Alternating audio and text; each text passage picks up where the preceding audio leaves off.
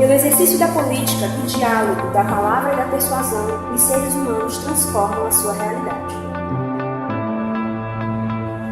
No Brasil, entre as décadas de 60 e 80, o Estado seguia uma ordem política, econômica e social autoritária, que privava ao povo de escolher seus representantes legítimos e proibia manifestações populares.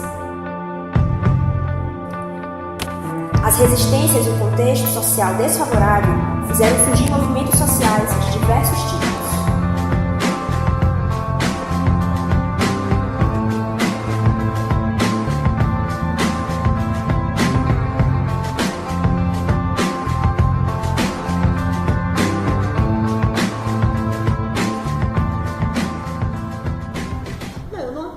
Seja só essa questão, pode ser, né? Como eu já coloquei antes, a falta de acesso, a falta de liberdade de expressão, a repressão política, ela obrigava os jovens a usarem mais da criatividade, né?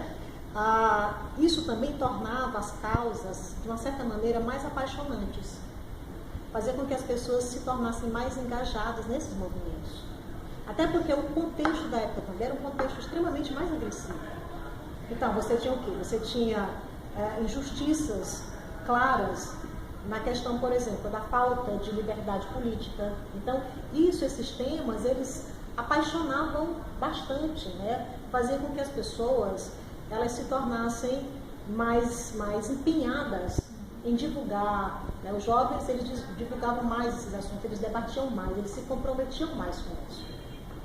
O fato de hoje se ter mais liberdade, talvez possa se dizer assim, a grosso modo, que aparentemente faz com que o jovem ele não se empenhe tanto. O que eu vejo hoje é que, na verdade, é que as causas, elas mudaram, elas se deslocaram. Se hoje, de repente, você não tem a questão da educação, do acesso ao ensino superior, né, que teve uma certa democratização nesse processo, você tem outras questões, por exemplo, que a educação ela permanece ainda com uma qualidade, digamos assim, ruim em determinados lugares, em determinadas situações. Então, os problemas, eles se deslocaram, mas nós continuamos sendo um país com poucas oportunidades, um país com problema de desemprego, um país com índice alarmante de violência, um país com problemas estruturais, como na área da saúde. Então, o que houve foi um deslocamento. Talvez o que não faça o jovem se empenhar em determinadas causas de uma maneira como antes, é a maneira que ele se manifesta hoje. Então, se antes a gente ia para a rua e a nossa força estava na passeata de rua, hoje você pode expressar a sua indignação participando de redes sociais. Então, eu não vejo que a participação do jovem tenha diminuído. Eu vejo que ela se transformou. Agora, como eu já afirmei antes, a dificuldade está no poder da negociação, né? Quem representa esses jovens? Qual é a representatividade que eles têm dentro das bancadas legislativas, por exemplo? Os movimentos, os órgãos que representam as entidades estudantis, como é que elas se comportam de fato? Existe essa integração entre essas instituições que representam e realmente os estudantes, os jovens da base? A diferença eu vejo nesse sentido.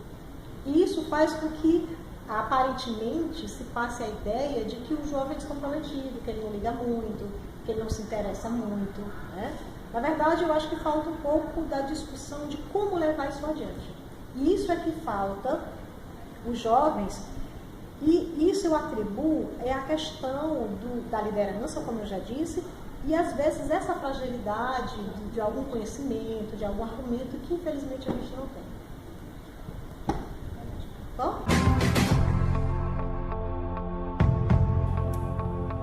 O processo de urbanização intensificado desde as décadas de 70, somado à falta de bens coletivos, levou à eclosão de movimentos urbanos nos grandes centros, indo além das movimentações nas fábricas.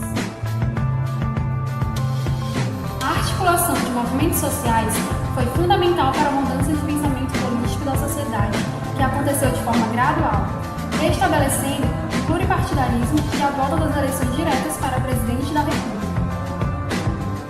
Somente no período democrático, já na década de 90, voltou a haver uma grande mobilização, a dos jovens apelidados Caras Pintadas.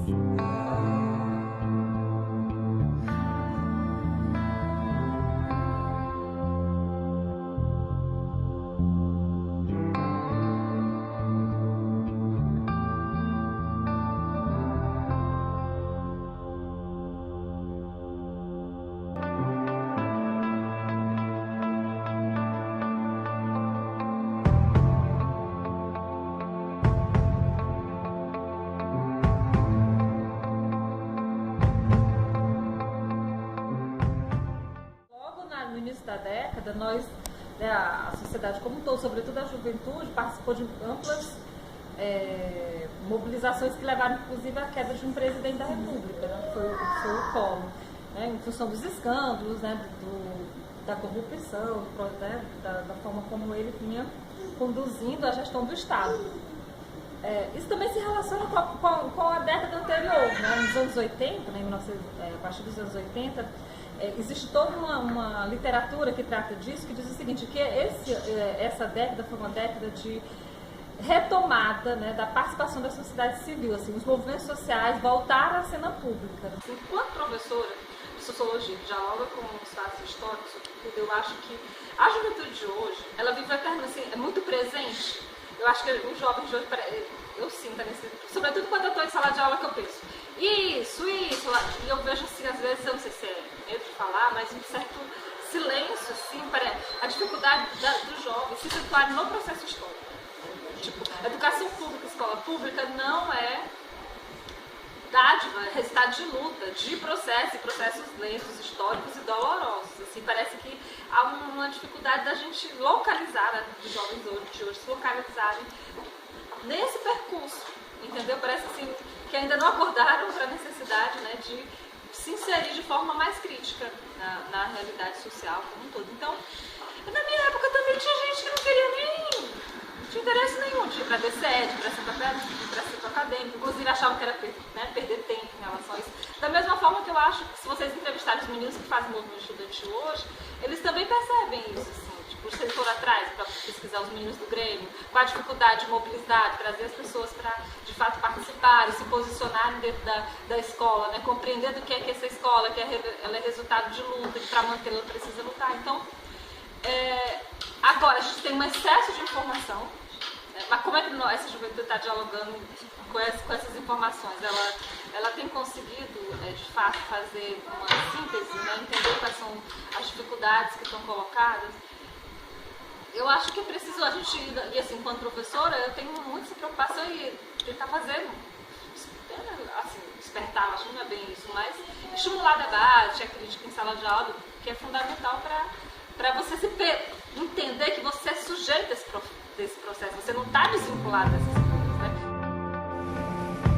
Contudo, cada geração foi e é marcada pelo contexto político de sua época. Contexto este que influi na nossa forma de pensar politicamente como sociedade, operando transformações que, por sua vez, mudam o contexto e transformam pensamentos. Eu nasci em 1988, que foi o primeiro ano da redemocratização no Brasil. Então eu não cheguei a acompanhar o movimento pelas diretas e essas coisas, né? Mas o que a gente tem de lembrança são os Caras Pintadas, que foram o primeiro movimento popular de rua. Depois de um tempo, quando os estudantes saíram das ruas, que a UNE deixou de ser tão forte assim, houve um enfraquecimento dessa instituição, nós vivemos um tempo onde os movimentos sociais parece que se fragilizaram ou enfraqueceram, de certo modo. E hoje em dia, né, mais recentemente, de 2013 para cá, nós observamos esse retorno dos movimentos sociais com força para as ruas. Eu digo até que é uma herança do Partido dos Trabalhadores, né? A gente viveu governos petistas e hoje em dia ainda estamos em um, e o PT, que foi quem nos ensinou, de fato, a como ir para as ruas, a trabalhar esses movimentos sociais. Eu acho que o jovem, como vocês querem saber, na minha opinião, eles estão um pouco mais politizados. O que falta, por quê? Por causa das informações, do acesso à informação que é mais facilitado, da forma como essas informações chegam. As redes sociais, vocês podem ver pelas redes sociais. Inclusive, há uma tendência de dizer que os movimentos sociais hoje são cybermovimentos, né? Não são mais movimentos de ruas, mas são movimentos de redes sociais.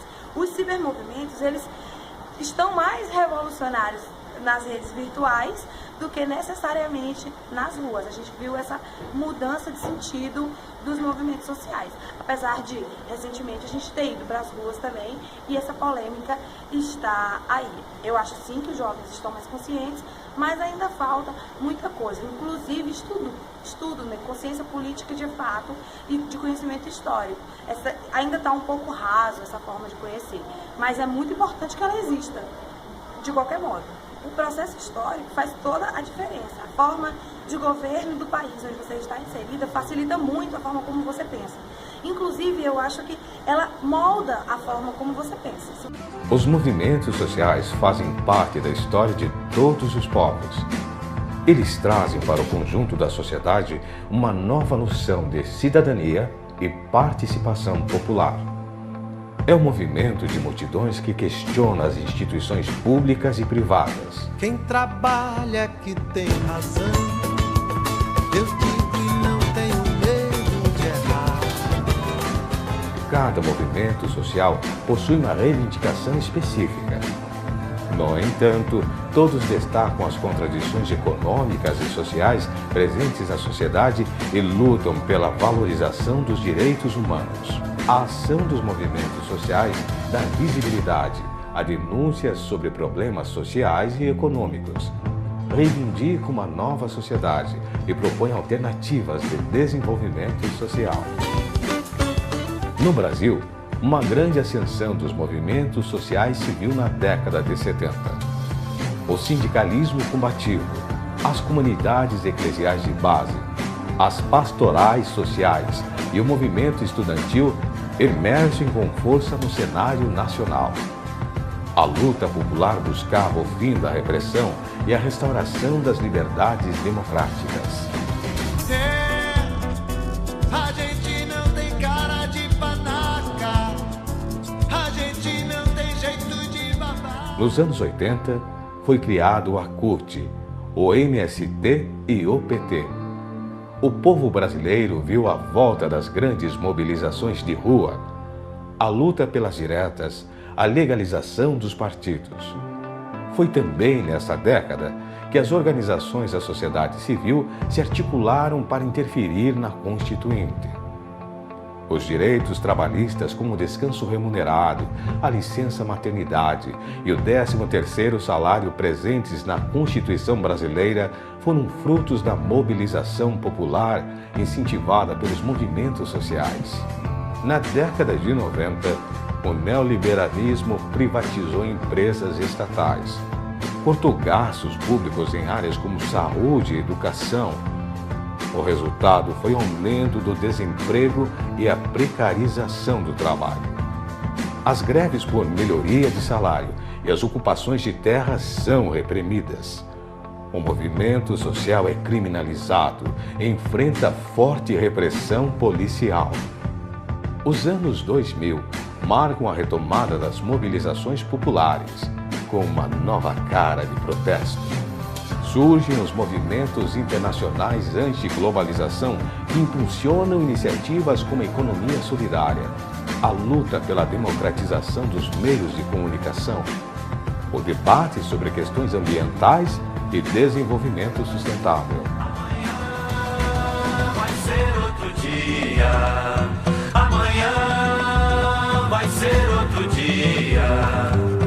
Os movimentos sociais expressam a vontade do povo de acabar com a desigualdade social, impulsionam uma democracia, defendem a vida e a participação popular nas decisões que interferem na vida da sociedade e anunciam um novo mundo.